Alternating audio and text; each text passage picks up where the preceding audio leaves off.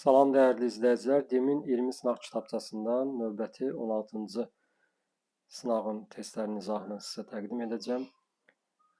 Başlayaq birinci sualla.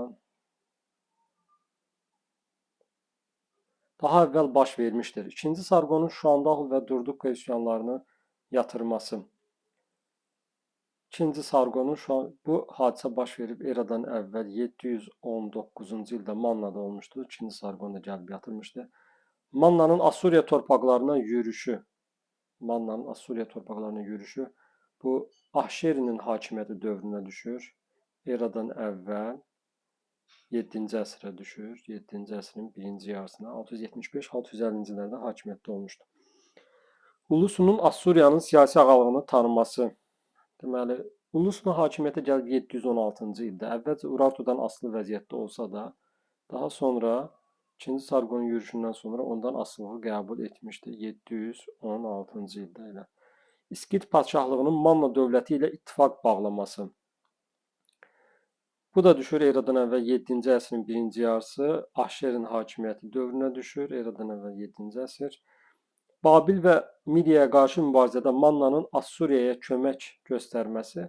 Bu 7-ci əsrin ikinci yarısı eradan əvvəl Valinin hakimiyyəti dövrünə düşür. Bizdən də soruşur, daha əvvəl, yəni daha keçmişdə olanı götürmək lazım gəlir. O da eradan əvvəl 719 A bəndi olacaq. İkinci, Manna hökmdarı İranzu və Şirvanşah 1-ci İbrahimin fəaliyyətinə aid ümumi cəhət. Yeni dövlətin əsasının qoyulması. İbrahim, İranzu heç bir yeni dövlət əsası qoymamışdılar. Hakimiyyəti dövründə dövlətinin ərazisinin tam işğala məruz qalması. Yəni, İranzu asılılığı qəbul etmişdi Assuriyadan. Şirvanşah 1-ci İbrahim də həmçinin Teymurilərdən, daha sonra Qaraqoyunlardan asılı vəziyyətdə olmuşdu. Amma ərazisi tam şəkildə işğal edilməmişdi. İki işğalçıya qarşı mübarizədə onlardan biri ilə yaxın münasibət qurulması. Bəli, bu doğru olacaq. Nəyə görə? İranzuda iki işğalçı hansılar idi? Assuriya və Urartu idi. Assuriya ilə Urartu idi. Bunlardan Assuriyanın daha güclü olduğuna görə onu seçmişdi, ondan yaxınlıq etmişdi. Şirvanşah 1-ci İbrahim isə, bu da iki dənə dövlət var idi. Biri Teymurilər idi, o birisi isə Qızıl Ordu dövləti idi. Onlardan da Teymurilər daha güclü olduğuna görə, daha doğrusu Teymurilər uzaqdan gəldiyinə görə və buranı işğal etsə də yerli hakimə ehtiyacı olacağını fikirləşirdi və burada uzun müddət qalmayacağını fikirləşirdi Teymurun. Ona görə Teymurdan asılı qəbul etmişdi. Qızıl Ordu Toxtamış isə qonşu idi və işğal etsəydi buradan çıxıb getməyəcəklərini düşünürdü. Ona görə də Qızıl Ordudan üz döndərib Teymurla yaxınlaşmışdı. Dövlətin paytaxt şəhərinin dəyişdirilməsi, heç birində belə bir hadisə olmayıb. Ağır vergi siyasəti həyata keçirilməsi belə bir işdə görməyiblər. Növbəti sual, 3-cü sual. Azərbaycan torpaqları Midiya satraplığına daxil edildi. Deməli, bizdən nə soruşur? Göstərilənlər arasında bu dövrə aid məlumat yoxdur. Azərbaycan torpaqları Midiya satraplığına daxil edildi Əhəməni imperiyası dövründə. Bəli, bu Əhəməni imperiyası dövründə Midiya satraplığına daxil edilmişdir. Söhbət 1-ci Daranın dövründən gedir ki, 20 satraplığa bölmüşdü. Azərbaycan da Midiya satraplığına daxil edilmişdi. Sasani imperiyası dövrünə baxırıq indi. Cənubi Azərbaycan və Albaniya Azərbaycan kustunun şimal canişinliyinin tərkibində idi. Cənubi Azərbaycan və Albaniya Azərbaycan kustunun şimal canişinliyi. Bəli, şimal canişinliyi və yaxud şimal kustu da deyirlər. Bu Sasani şahı 1-ci Xosrovun islahatlarına aid idi. Bu da getdi. Şimalda Dərbənddən cənubda Zəncana qədər olan torpaqlar tarixi Azərbaycan ərazisinə daxil edildi. Məziyyədlər yox, Ərəb xilafəti dövrünə aid ola bilər. Şimalda Dərbənddən Zəncana qədər Ərəb xilafəti dövründə Azərbaycan ərazisi kimi tanınırdı artıq. Doğrudur, yəni bunu gedir, bu aid deyil. İlk dəfə bütün Azərbaycan ərazisi vahid şəkildə birləşdirilmişdir. Bu yerli türk sülaləsi desəydi və yaxud da ki, türk dövlətinin tərkibində desəydi, daha doğru olardı. Düzdür, Sacilər də Mərkəzi Asiyadan gəlmiş türklər idi. Amma ilk dəfə türk dövləti desəydi burada daha yaxşı olurdu. Çünki Əhəmənilərin də, Sasanilərin də, Ərəb xilafətinin də tərkibində Azərbaycan, bütün Azərbaycan vahid şəkildə birləşdirilmişdir, belə götürsək. Amma yenə də biz bunu götürürük. İlk dəfə bütün Azərbaycan ərazisi vahid şəkildə Yusif ibn Əbüsacın vaxtında 10-cu əsrdə birləşdirilmişdir. Deməli, baxırıq, Məziyyətlər sülaləsinə aid olan heç bir şey verilməyibdir. Bizdən də bunu soruşurdu ki, məlumat yoxdur. Növbəti sual.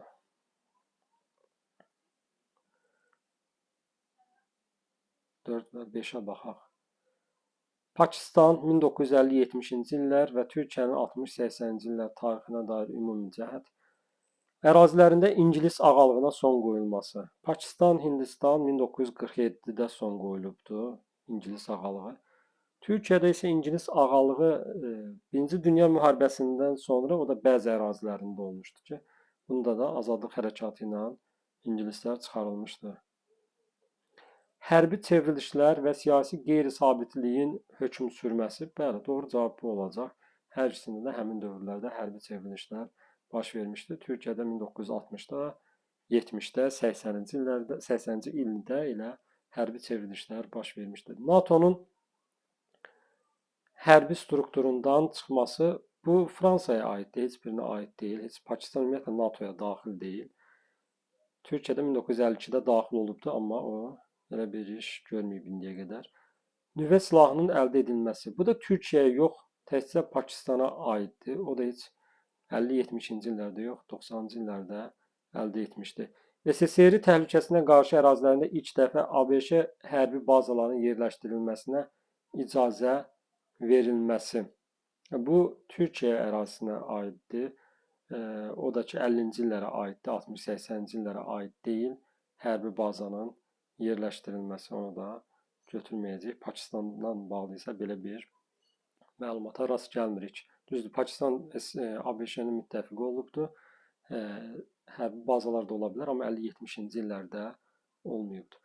Beynəlxalq münasibətlərdə neftdən təsir vasitəsi kimi ilk dəfə istifadə edildi. Neftdən təsir vasitəsi kimi ilk dəfə istifadə edildi. Söhbət 1973-cü il Ərəb-İsrail münaqişəsi dövrünə gedir. Ərəb ölkələri neftin qiymətini 4 dəfə qaldırmışdılar və neft şoku dünyada baş vermişdi. Daha sonra SSR və ABŞ də daxilə edərək müharibəni dayandırmışdı. Söhbət bu müharibədən gedir. 73-cü il müharibəsindən. Digərlərində belə bir hadisə baş verməyib, da bunun izahına ehtiyac, başqa cür izah etməyə ehtiyac yoxdur. 6-cı suala baxırıq. Xəritədə rəqəmlərlə göstərilmiş dövlətlərin 19-cu əsr tarixinə aid uyğunluğu müəyyən edin. Bura Hindistandır, bura isə Çindir. Kraliça Viktoriya bu ölkənin imperatriçası titulunu qəbul etmişdir. Söhbət Hindistandan gedir. Düşəcək 1876-cı ildə 1-ə A olacaq. Tiryək müharibələri baş vermişdi Çində.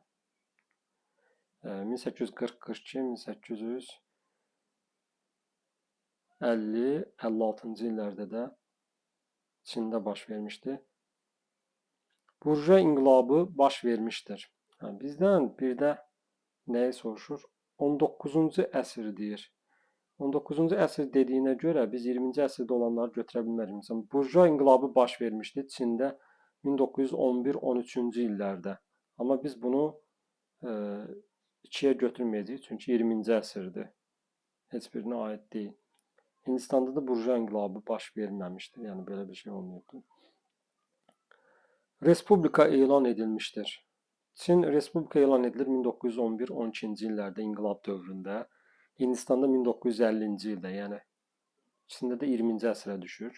19-cu əsrə yox. Böyük Britaniya tərəfindən işğalı başa çatdırılmışdı. 1856-cı ildə Hindistanın işğalı başa çatdırılıb. Ona görə 1-ə Y-ni götürəcəyik.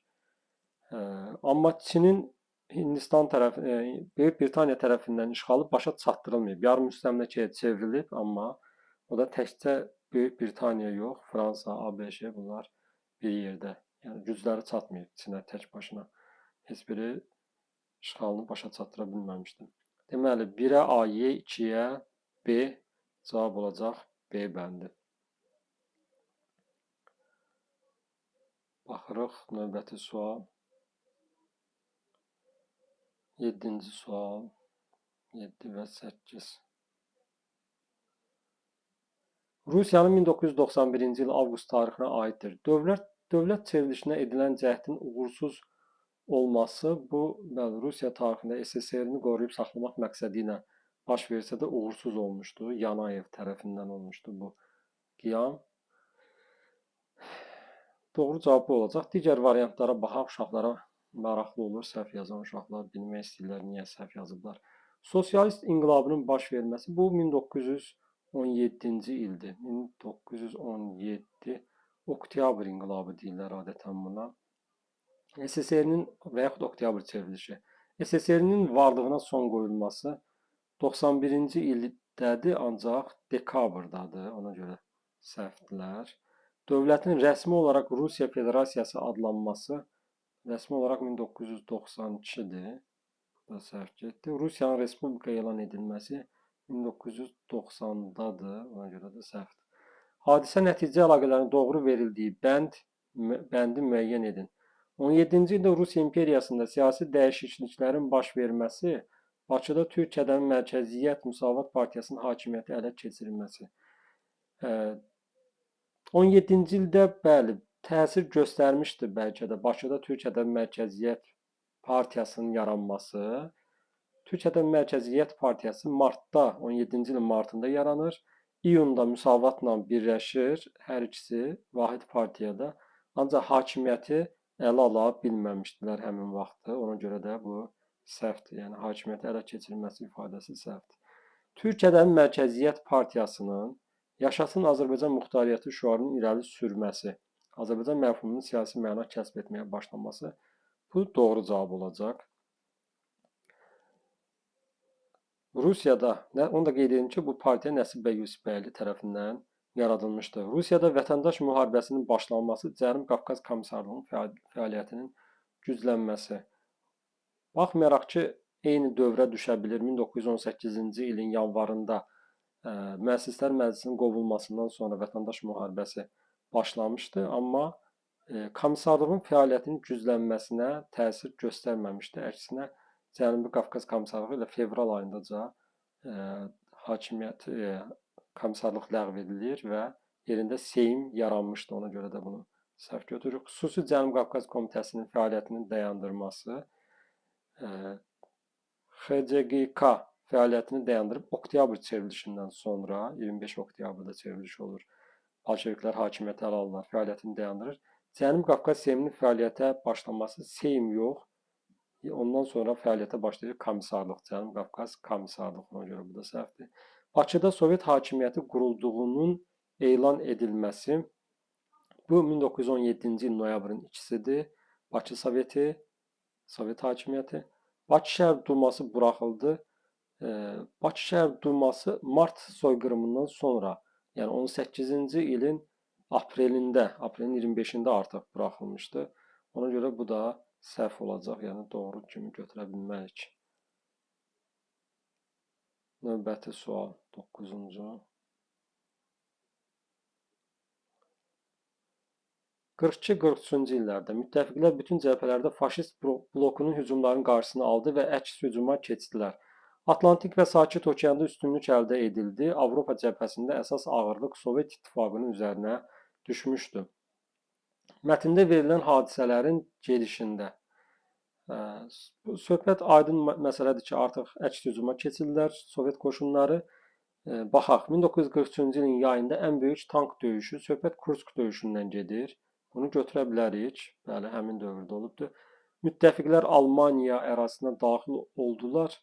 Bu 45-ci ilin fevralında daxil olublar. Ona görə də bunu götürə bilərik.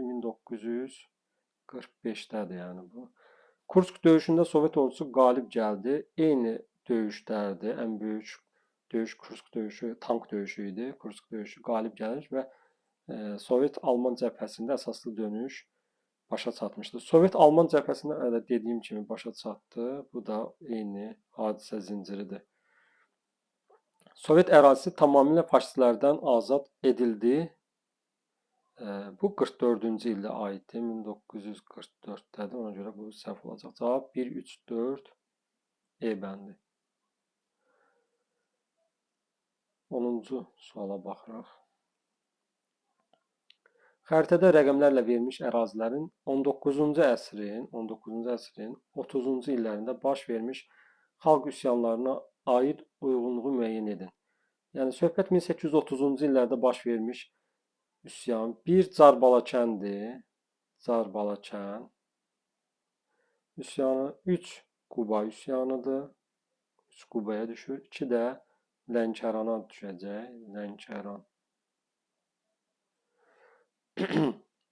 Üsyanın gedişində hərbi şura yaradılmışdı. Bu 3-ə aid olacaq. Quba üsyanında Hacı Məhəmməd başçılıq edirdi. Sadəcə ən böyük üsyançılar orada idi. 12 min nəfərə çatırdı və hərbi şura yaradılmışdı. Üsyanı əvvəllər ərazisini idarə edən xan rəhbərlik edirdi. Bu Lənkəran xanı Mir Həsən xan idi. 1826-cı ildə təzyiqlərə dözməyərək Qacarlar dövlətinə qaçıb getmişdi. 31-də isə gəlişi ilə burada üsyanı başlatmışdı. Üsyana Məşədi Məhəmməd rəhbərlik edirdi. Məşədi Məhəmməd bu Şəki üsyanına aid olacaq bura. Ona görə də heç birini götürmürük. Biz sinimi çaşdırmayaq. Yəni heç birinə getmir rəqəmlər olan yerdə. Üsyançılara Dağıstan və Borçalı əhalisi də qoşulmuşdu. Bu da Şəki üsyanı. Borçalı yox. Ümumiyyətlə Borçalı olmayıb. Dağıstan əhalisi isə Dağlılar Şəki üsyanına köməyə gəlmişlər. Həmçinin Carbalakən üsyanına da köməyə gəlmişdilər. Amma Borçalı artıq burada artıq oldu. Şeyx Şabanın başçılıq etdiyi Dağlı dəstələri üsyançılara köməyə gəldi. Bəli, bu Carbalakən üsyanına aid olacaq. Deməli, 1-ə Y, 2-yə B, 3-ə A, Y, B, A, cavab C olacaq.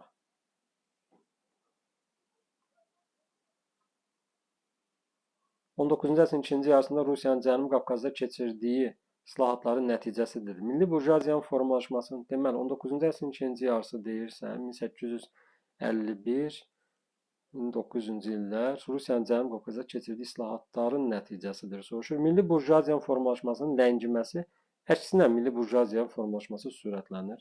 Komendant idarə üsulunun ləğv edilməsi bu 1840-cı ildə ləğv edilib, ona görə səhvdir. Kəndli çıxışlarının, yəni birinci yarısına düşür. Kəndli çıxışların baş verməsi birinci yarısında da 30-cu illərdə də olubdu kəndli çıxışları. 1863-cü ildə də Zaqatalada üsyan olubdu, o da düşür. Hara, ikinci yarısına düşür. Bu da islahatların keçirilməsi ilə əlaqədar idi. Cənubi Qafqazda Tiflisdə keçirilmişdi və söhbət yayılmışdı ki, Zaqatalada da keçiriləcək, ona görə burada üsyan baş vermişdir. Cavab C olacaq. Xarici kapitalın neft sənayesindən uzaqlaşdırılması, əksinə xarici kapitalı çəkirdilər, xüsusən İsveç Nobel qardaşları şirkəti daxil olmuşdu. Şimali Azərbaycan tacirlərinin şərq ölkələri ilə ənənəvi ticarət əlaqələrinin genişlənməsi bu islahatlarla əlaqədar belə bir şey olmamışdı. Cavab C. John Kennedy'nin prezidentliyi dövründə ABŞ-nin xarici siyasətinin istiqamətlərini müəyyən edin. Maliyyə yardım etməklə bir çox ölkələri özündən asılı hala salmaq, bəli, Latın Amerikası, Avropa dövlətləri ilə əlaqə bunu götürə bilərik. Xüsusən bu Latın Amerikası ölkələrinə aiddir maliyyə yardımı. Avropada nüfuzunu saxlamaq, bu da Kennedy'nin xarici siyasətinə aiddir. 1-2. İnkişaf etməkdə olan ölkələrdə kommunist təhlükəsinin qarşısını almaq. Bəli, SSR ilə diplomatik əlaqələr qurmaq, həmçinin kommunizmin yayılmasının qarşısını almaq onun ideyalarından biri olmuşdur. ABŞ ordusunu Vyetnamdan çıxarmaq bu aid olmayacaq. Niyə? Çünki Richard Nixona aiddir bu. Hadisə 73-cü ildə Nixon 73-cü ildə 1973-də SSR ordusunun Əfqanistandan çıxarılmasına nail olmaq. Bu hadisə də 89-cu ildə baş veribdi. Gedir, çıxır 89-cu il. ata George Bush'un hakimiyyəti dövründən gedib çıxır. Aid olmayacaq. 1-2-3 B bəndi. Rəşd və Gəncə müqavilələrinin şərtlərindəki ümumi cəhəti müəyyən edin. Rəşd müqaviləsi 1732, Gəncə 1735. Hər ikisinin ümumi cəhəti bilirik ki, Rusiya Xəzər sahilindəki Səfəvi torpaqlarını geri qaytarır, tərk edir, bu bölgəni gedir. İndi baxaq, işğal dövründə Araz çayının sərhəd hesab edilməsi. Araz çayı Kirmanşahda sərhəd olmuşdu, Osmanlı ilə bağlanmış müqavilədə. İşğal altında olan Xəzər sahili torpaqların Səfəvilər dövlətinə qaytarılması, bəli, bunu qeyd etmişdik. Cənubi Qafqazın Osmanlı və Rusiya imperiyası arasında bölüşdürülməsi, heç birində heç Osmanlı dövləti olmayıb, söhbət Səfəvilərlə Rusiya arasında imzalanıb, yəni bu müqavilələr ondan gedir. Azərbaycan torpaqlarının işğaldan tamamilə azad edilməsi, Rəşd müqaviləsində Kürdən cənubdakı torpaqların, Xəzər sahili torpaqların işğaldan azad edilməsi var idi. Ona görə bu səhv olacaq. Həmçinin Gəncə müqaviləsində belə Osmanlı hakimiyyəti altında Azərbaycan torpaqları hələ də qalırdı, baxmayaraq ki, ruslar çıxırdı. Osmanlı dövlətinin son 10 ildə Səfəvi irsindən işğal etdiyi torpaqlardan imtina etməsi, bu Bağdad sülhünə aid olacaq. 1733-də Bağdadda olubdu. Ancaq bunu da Osmanlı sultanı təsdiqləmir. Cavab B.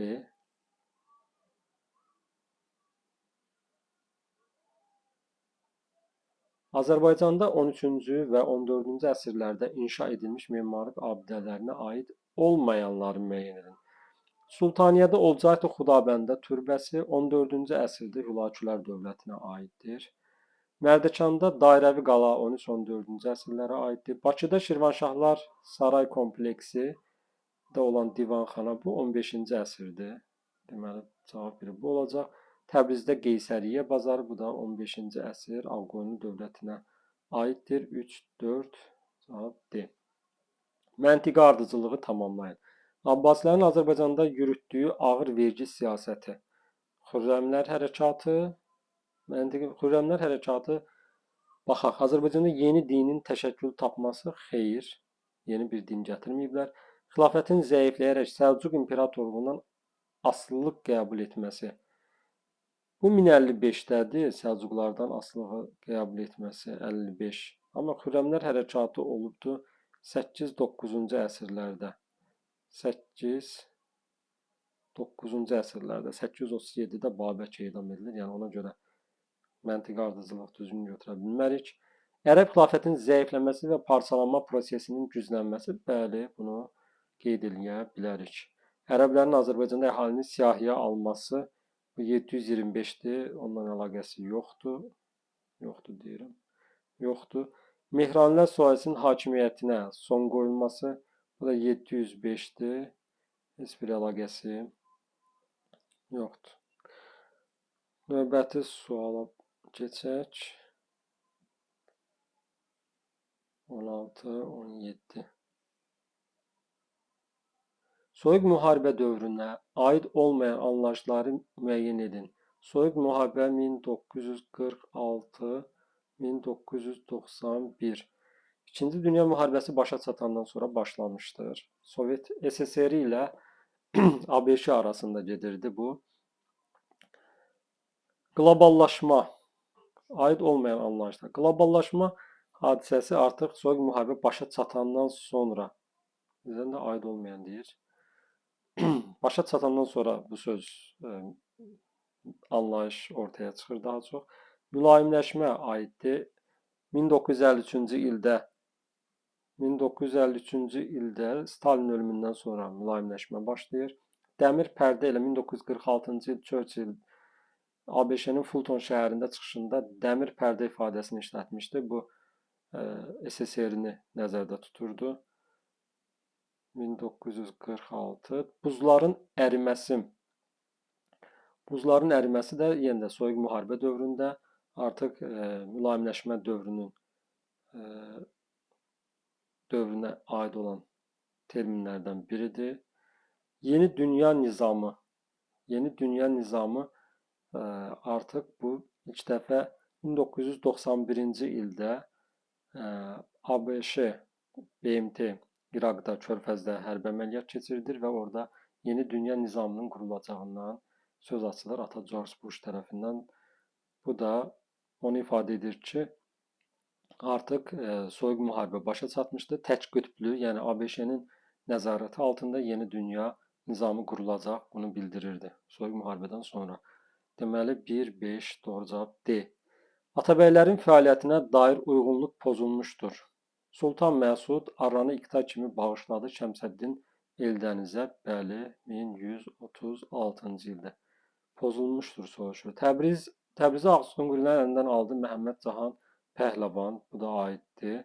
Şirvanşah 1-ci Axsitanı Eldənizlərdən asılı vəziyyətə saldı Özbək. Özbək yox. Bir Şəmsəddin Eldəniz olubdu. Eldəniz. Bir də Qızıl Arslan olubdu. Qızıl Arslan. İkisi də Axsitanı asılı vəziyyətə salıbdı. Burada Özbək səhvdir. Həmədan yaxınlığındakı döyüşdə 3-cü Toğrulun məğlub etdi. Qızıl Arslan doğrudur. 1190 da olubdu. Dövlətin zəifləməsinə səbəb olan feodal çəkişmələrin qarşısını ala bilmədi. Əbu Bəkir, bu da doğru cavabdır. Pozulan C olacaq.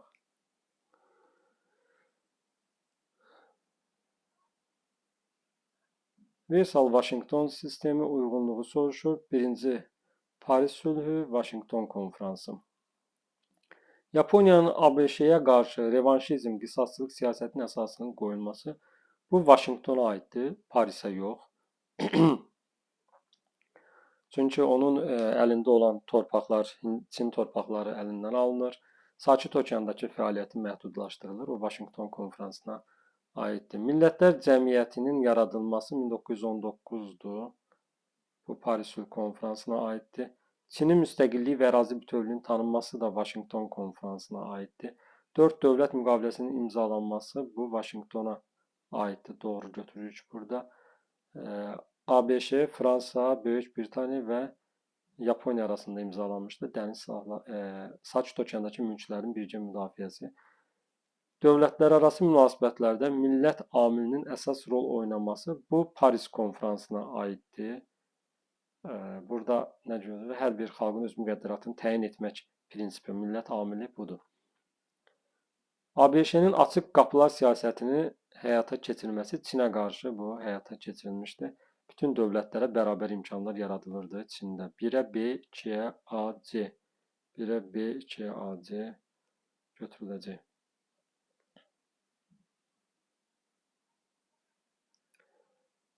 -19 Vətən 2-ci Qarabağ müharibəsi zamanı Azərbaycanın fəaliyyətinə aid deyildir. Söhbət 2020-ci ilə aid olmayandan gedir. 2020 Vətən müharibəsinə. Türkiyədən güclü diplomatik dəstək aldı, aiddir. BMT qətnamələri dinc yolla yerinə yetirilmədiyindən Xan kəndini döyüşlə azad etdi.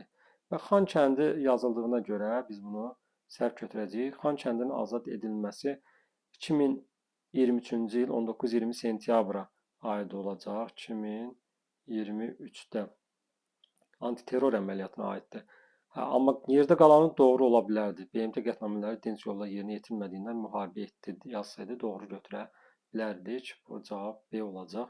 İran İslam Respublikası ilə sərhəd xətlərinin nəzarəti tam bərpa etdi. Doğrudur. Cəbrayıl Füzuli Zəngilanı azad etməklə tam nəzarət etmişdi. Qarşı tərəfin mülki şəxsləri ilə yanaşı hərbçilərinə də insanpərvər münasibət bəslədi. Bəli. Çətin relyefə baxmayaraq ordusu demək olar hər gün cəbhə xəttində irəliləyirdi. Doğrudur. Növbəti sual, xəritə sualı gəlir. Xeyli uzundur. Xəritədə rəqəmlərlə verilmiş xanlıqlara aid uyğunluğu müəyyən edin. Xəritədə rəqəmlərlə, deməli 1 İrəvan xanlığıdır, 3 Qarabağdır,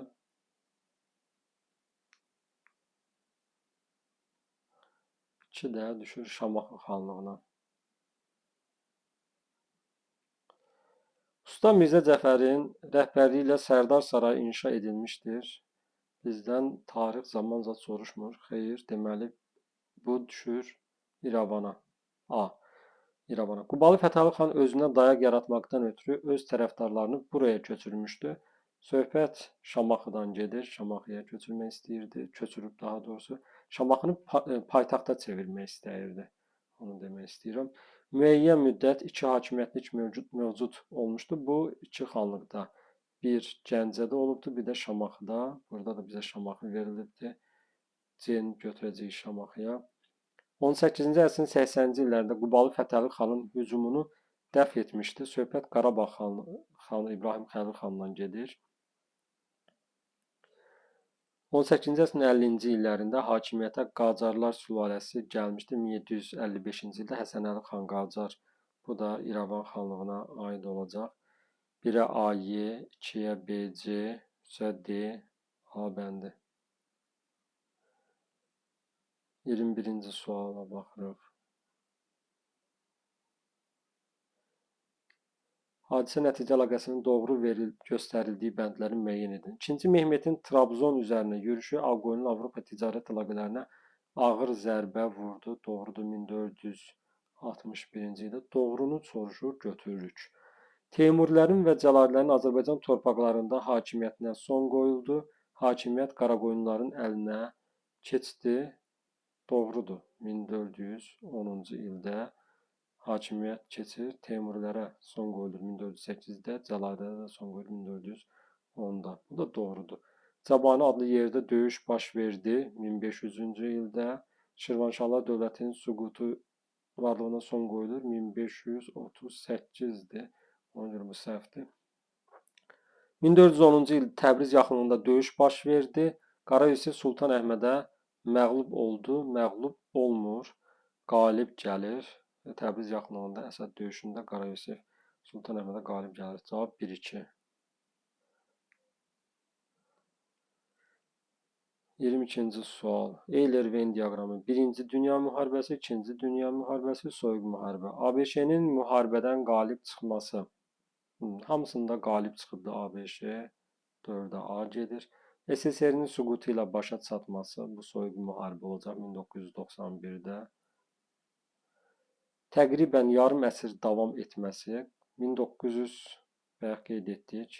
1946-dan 91-ci ilə qədər təqribən yarım əsr davam edibdi. 45 il. Bu da buraya gedəcək. Birləşmiş Millətlər Bəyannaməsinin imzalanması. Bu Birləşmiş Millətlər Bəyannaməsi 1942-ci ildə düşəcək 2-ci Dünya müharibəsinə. Əsas vuruşan tərəflərin Antanta və Dördlər İttifaqı olması. Bu da 1-ci Dünya müharibəsində olmuşdu. Deməli, 1Y, 2D, 3B, C, 4A cavab B olacaq.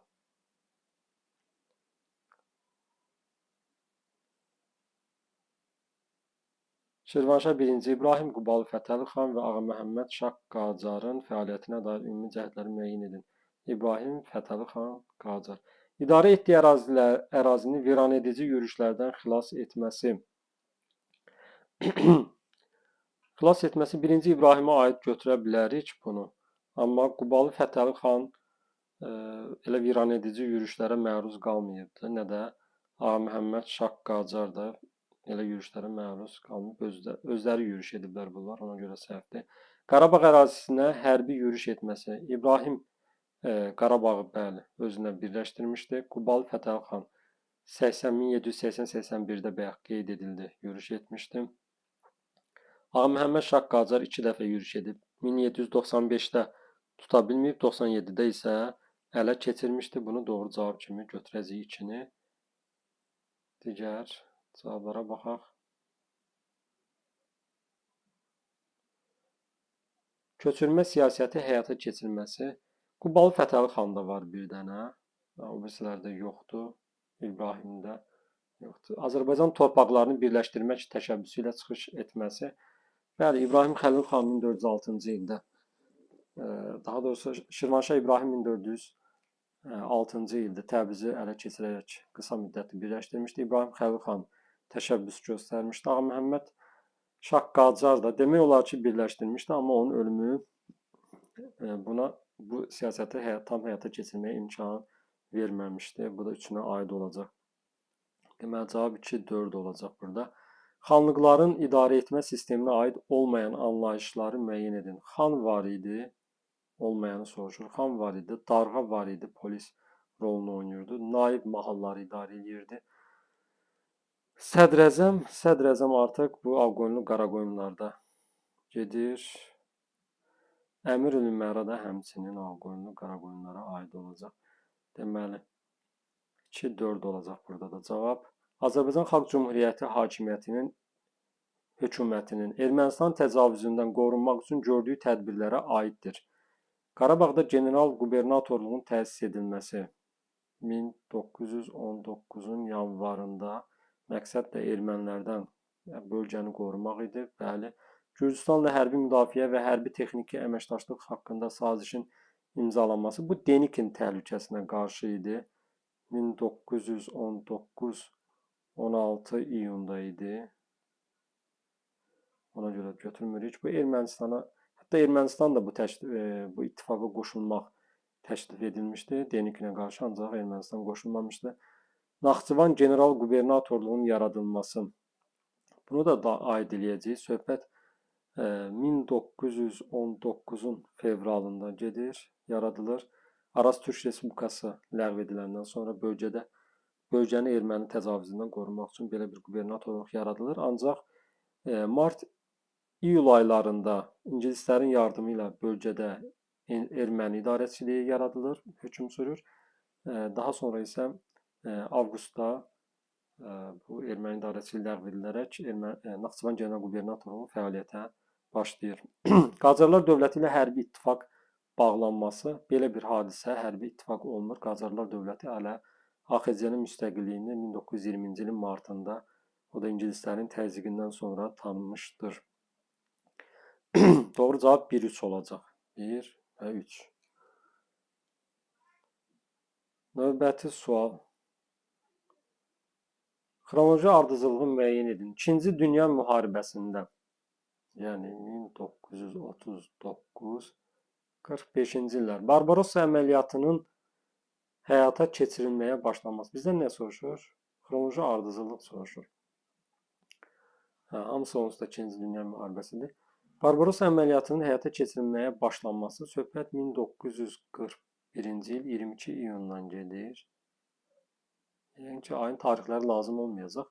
Almaniyanın strateji məğlubiyyətə uğraması o 1940-cı ildədir. İngiltərəyə havadan, dənizdən yürüşlər etsə də uğursuzluqla nəticələnmişdir. Sovet-Alman cəbhəsində əsaslı dönüşün yaranması.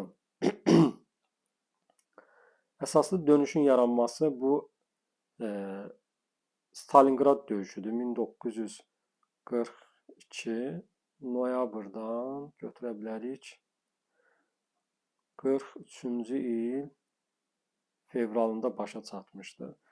Midway döyüşü 1942-ci ilin yayında olmuşdur. Xronoloji ardıcılığa baxsaq, birinci gəlir 2, sonra 1, 4, 3. 2, 1, 4, 3. 2, 1, 4, 3. Mezolit, neolit, uyğunluq. Mənimsəmə təsərrüfatından istehsal təsərrüfatına keçidin baş verməsi. Mezolit dövrüdür bu. Metalla ilk tanışlığın yaranması eneolit dövrünə aiddir. İnsanların fəaliyyətində inqilabi dəyişikliklərin baş verməsi neolit inqilabı olacaq. Neolit inqilabı. Neolit dövrünə aiddir. İnsanların ilk dəfə mikrolit əmək alətlərdən istifadə etməsi ilk dəfə dediyinə görə mezolitdə başlayır. Nitqin əlverişli ünsiyyət vasitəsinə çevrilməyə başlanması üst paleolit dövrünə aid olacaq. Üst paleolit dövrü. 1-ə AD, 2-yə C. Gəlirik situasiya sualına. Makedoniya İskəndərin çoxlu ordusu ilə Hindistana daxil oldu. İskəndər. Qərbi Hindistan hökmdarı Taksil müqavimət göstərmədi. Digər hökmdar Pora Makedoniyalılara qarşı qəhrəmancasına vuruşurdu, lakin aldığı çoxlu yaralara görə döyüşü davam etdirə bilmədi. İskəndər Poranın şücaətini qiymətləndirib onu hakimiyyətdə saxladı. Qərbi Hindistan İskəndərə tabe edildi. İskəndər yürüşü davam etdirmək istəyirdi, lakin yorulmuş ordu geriyə qayıtmaq arzusunda idi. Mənbədə bəhs edilən hadisələrin hansı əsrdə baş verdiyini yazın. İskəndərin Hindistana yürüşü eradan əvvəl 327-26-cı illərdir. Yəni düşəcək eradan əvvəl 4-cü əsrə. Bu rahat sualdır. 28. Digərlərinə baxaq.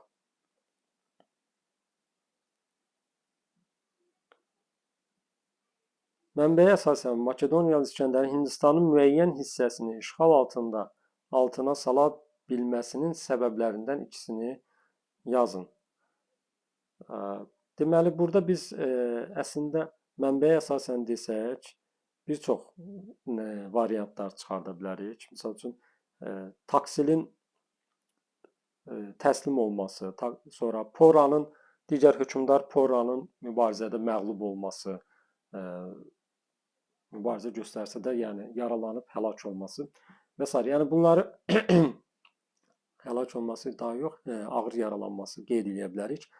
Amma məntiqlə daha başqa bir cavablar da tapa bilərik ki, yəni bir neçə dövlətin olması deyə bilərik ki, Hindistanda vahid dövlət yox idi. İskəndərin biz tarixdən bilirik ki, sərkərdəlik məharətini qeyd edə bilərik və s. Yəni 2 dənə yox, daha çox yazmaq olar. Mənbədə bəhs edilən Yadeli əsarətinin sonrakı gedişatının 20-ci əsrin sonuncu 10 illiyində Azərbaycandakı hansı mühüm siyasi hadisə ilə oxşar olduğunu yazın və əsaslandırın. Yadeli əsarətinin sonrakı gedişatı, burada ayırsaq bir-birindən, bu bəzən uşaqlara çətin gəlir, uzun cümləli bir sual olanda. Cümlələri ayıraq. Mənbədə bəhs edilən Yadeli əsarətinin sonrakı gedişatı. Biz bilirik ki, Makedoniyanın işğalı orada çox da uzun müddət qala bilmədi. 4-cü əsrdə sonra İskəndər öləndən sonra Chandraguptanın başçılığı ilə Milli Azadlıq hərəkatı başlayır və Makedoniyalılara qarşı mübarizədə qalib gəlirlər. Bəzi əraziləri də azad edə bilirlər. Deməli, azad olunma kimi uyğun cavab kimi götürə bilərik. Bir də ikinci hissə, 20-ci əsrin sonuncu 10 illiyi, yəni sonuncu 10 illiyi 1991 2000-ci illərdən söhbət gedir. 20-ci əsrin sonuncu 10 illiyi. Azərbaycandakı hansı mühüm hadisə ilə oxşar olduğunu yazın və əsaslandırın. 91-ci ildə də Azərbaycanın müstəqilliyini qeyd edə bilərik. Hindistanın o dövrkü müstəqilliyinə oxşarlıq. Deməli, müstəqillik əldə etdik, qeyd edə bilərik. Müstəqil olmaq. Sonra bunu əsaslandırın deyir. Deməli, birincidə İskəndər imperiyasına uzun yazmağa ehtiyac yoxdur. İskəndərin imperiyasına qarşı Makedoniya imperiyasının dağılması və Hindistanın müstəqilliyini əldə etməsi, Azərbaycanda isə Sovet hakimiyyəti, yəni SSR-nin dağılması və Azərbaycanın müstəqilliyi əldə etməsi kimi əsaslandıra bilərik. Bu qədər əziz dostlar, əgər video siz üçün faydalı oldusa, bəyənib və paylaşa bilərsiniz. Sağ olun, növbəti izahlarda görüşərik.